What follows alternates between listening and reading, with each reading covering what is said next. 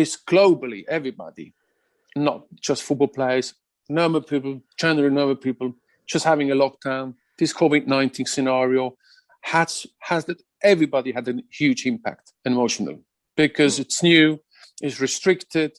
You have restriction on going to even your family members. And then as a football player, you're also even more restricted because always you don't want to be catching the COVID-19 because then you have also an issue with the club potentially because you've got 3 points maybe missing, etc., etc. So you've got lots of restriction, has a huge impact as a player as well. Figure out a normal person, a day-to-day person has an impact on that. We can't deny that. It had impact and still has impact, So the players will have even a bigger one because they actually still have to perform, they still have to be out there and they still be physically fit. So that kind of, if I catch COVID-19, is it going to be now 3 weeks, 4 weeks out because of potential I'll be weak or have fever, etc. So that side, it's in the back of your mind. Yeah. You might be not thinking about it on a daily basis, but it's there. And that has an impact. Yeah, I'm sure it does. Okay. Yeah. Okay. Right. So just quickly, let's quickly just sum up the Palace game, and then we can go on to talk about you, Ramon. So don't like that. That's what you're here for. I like to talk about everybody else, but no, about me. Tell you what, mate. Absolutely no way, mate. What if I have to do that? I have to get my whiskey out, mate. That sounds good. Why don't you while we talk about the football, you could go and get your whiskey quickly. But gosh. Oh yes. So don't start with that. I might have a glass, might have a bottle. You never know. You make me nervous now. I'm sweating. Yeah, go on. So I mean, in terms of the game yesterday, I think we kind of, I think the only surprise I guess in the starting lineup possibly was the inclusion of Winks into the team. We would have expected Reguilon to come back in. We probably would have thought Aurier might have come back in, but having sort of discussed this once the team was announced, it kind of made sense actually that Aurier wasn't going to come back in because all of a sudden Mourinho was picking up Doherty's performance against Fulham and saying how well he'd done. So, given that Doherty's had a very indifferent season, it kind of gave an indication that Mourinho was trying to boost Doherty's confidence, and say, look, you're doing a great job, trusting you, etc. You're playing really well, and therefore when he came in, or not when he came in, but when he was selected for Sunday, it wouldn't be a surprise, and we'd have a bit of faith in him, in him doing well. Palace kind of set up to make it difficult for us to break them down. So low block and be compact and try and not allow us to play through the middle. Typical Roy Hodgson way. He used to be my manager at the Swiss national team, So that's right. Roy Hodgson, fantastic, absolutely fantastic manager, great gentleman. Had a great, he was the one who pretty much caught me to the Swiss national team at the time as a youngster. That's right. Right up to Zurich. I learned lots of him. He's on a tactical level in terms of organising the team. Extremely knowledge, obviously more now because now he went through lots of quality teams as well, including Liverpool as well, into Milan. But the Swiss team and Switzerland is still today massively grateful for his contribution to Swiss football. We qualified the World Cup '94, Euro '96 for Switzerland, small country. Be honest on the cheese and watches my we also have some potential good players, So and we got some, So he's definitely without doubt one of the best managers I also had in my career, and I can see his signature yesterday against Spurs as well. That Crystal Palace and the old-fashioned way, well organised, where it's very, very difficult to break through. what Roy Hodgson has is, and you can do that with pretty much any team, even you have not the best players within your team, as long as you're well organized, you will make very difficult to any team in the world.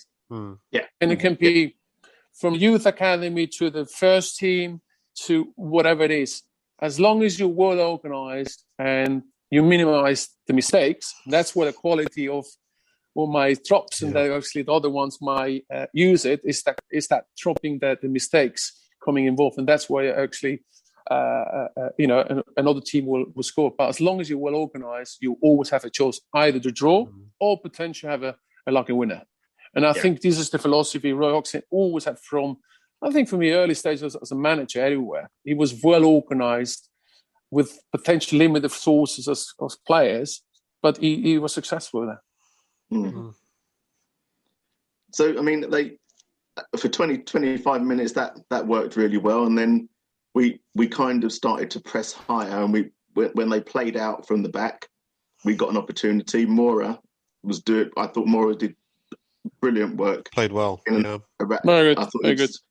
Unsung hero. So it's really interesting because I don't know if you saw the tweet, but I put a tweet out last night saying that that Kane. I meant to say that Kane and Bale would undoubtedly get all the plaudits, but Mora deserves a lot of credit for his performance. But because I was in a bit of a hurry because I had something to do very quickly, I rushed this tweet out and I managed to say that Kane and Mora would undoubtedly get all the plaudits, but Lucas deserves a lot of credit for his performance as well. Which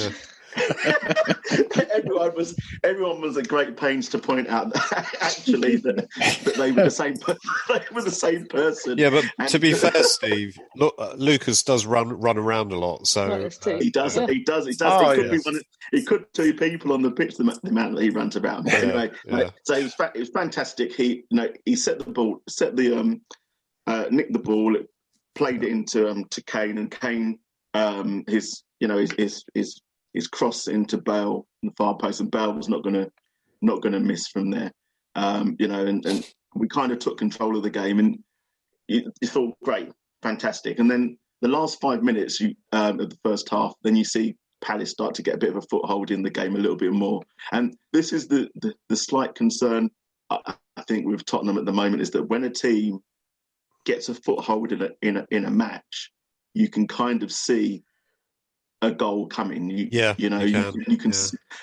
We don't have that. We don't seem to have that resiliency yet. Where the team gets their foothold. They that they're going to have a period of pressure, and in that time, with that period of pressure, that we see it out, and that moment passes, and we're like, right, okay, yeah, you had your time, but now we assume dominancy again, and. I think they kind of changed. They must have changed their shape a little bit, because all of a sudden, Winks and Højbjerg were getting pulled away from the middle of the pitch. Certainly, Winks a lot more, and we were left one player in there, and Palace were then able to manoeuvre the ball about, played the ball out wide, and like the cross. I can't remember how to say his name. Milosevic, probably saying that wrong. Milosevic, isn't it? Milosevic. His cross was perfect, but I didn't think Doherty got close enough to him. I didn't think he put enough pressure on him. And myself and Sarah had numerous discussions about this yesterday.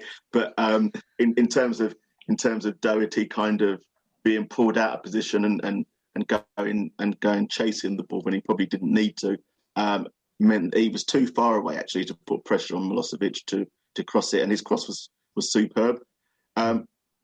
Without wanting to be critical of players, the question I would ask you, Ramon, as a centre back, as an ex centre back, was Sanchez's body shape right to be able to see where Benteke was? And because Sanchez looked like he was covering the near post, but actually there was no one there at the near post. So if he'd opened, there was no one there. No.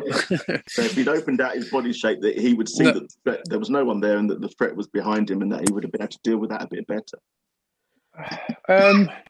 you should do open the. Depends obviously on the situation, but you always have to open your body shape, because you have either to close the first line as a centre half, the first line on the ground, and obviously what's behind you should be covering for somebody else as well. But you should have that open shape there to look what's going on there. And if he had that, then he might reacted in a different way and potentially flicked it before Benteke had it, but he didn't have that. So the body position was in the wrong way.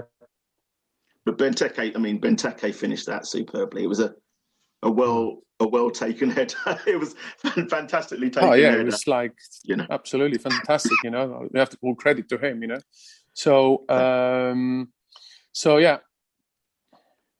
Do you think, Ramon, that sometimes, I was just going to ask a question about situations such as that. Do you think that when you get such a good cross coming in and such a good header of the ball like Benteke, there's sometimes you just have to hold your hands up and say, we couldn't really do a great deal about that, apart from maybe stopping the cross. But. Well, that's on. Yes, I just wanted to say, I think sometimes you have to applaud the crosser and obviously the finisher. It happens, as simple as that. It happens in the game. If the crosser is pretty much has the time and to cross well, I think out of 10, at least 9 will be definitely a great cross. It's just a question how to finish it afterwards. Yeah. But in these cases, you have to applaud both. It's a great cross. And I think this always on the coaching side, it's always important. It's not the finisher. It's important how you're crossing and how you're passing. That's where it starts, actually, in football. Yeah, sure. If you're passing well to each other or cross well, you have a much higher chance to actually have a good finishing. And I think that's where, from grassroots, it should be. That's the key, as a midfield player, as a left back or left wing, the crossing is the key part of any good crosser. If you do that, out of 10, 9 will be definitely a goal. Okay, good stuff. So half time 1-1. As I say, I was slightly concerned about Doherty, and I felt that if Hodgson brought on Zaha to attack Doherty down the left-hand side, then that's where Palace might get a lot of their joy from. And lo and behold, at half-time, Hodgson brings on Zaha, but not down the left-hand side. So he brought him on down the middle, and the commentators seemed to think that was obviously because he was coming back from injury and probably couldn't do the levels of running that. Yeah, he would do if he was up to full fitness. I agree that as a player, that's what I agree with that, because that's where if you come back with injury, the first time you come into, you're not going to go like Looney, going to have that 20, 30 yard sprints. If you're on the side, you're going to do that. Actually, you're going to be forced to do that because that's what the player is going to pass at you. So by being central, you're focusing on the small game, the 1-2 games as such, that there the intensity of 20, 30 yard sprints will be less. And I think this is, again, in the mind of Luisao, potentially was not fit yet there to make that 20, 30 yards sprint, because that he is a special player in that. That's where he goes. He goes to that channels. He goes in that kind of wings into the passing. He make that 20 yards sprint where he's taking with pace and obviously skills. He can come back into it, but he's not done that because obviously he's not physically fit yet. So anyway, we brought him on, and so they brought him on, and we kind of thought, here we go. But within not a few me. Minutes, I wasn't that. No. I did correct myself, and I haven't had a gin or anything like that. But I did correct myself. Don't worry, mate. I was ready, by the way. I'd always warmed up, Thank goodness me. Oh. Within a few minutes, we managed to to get the first, the second goal, and that was again Kane there. So Bale picked the ball up, I think, sort of middle of the pitch, sprayed it out to Reguilon, yeah, and then he followed Bale follows his run into the box and makes an extra body in the box, and he does it with intensity. So when the cross came in, Kane deflects it back to Bale and he just knocks it in. So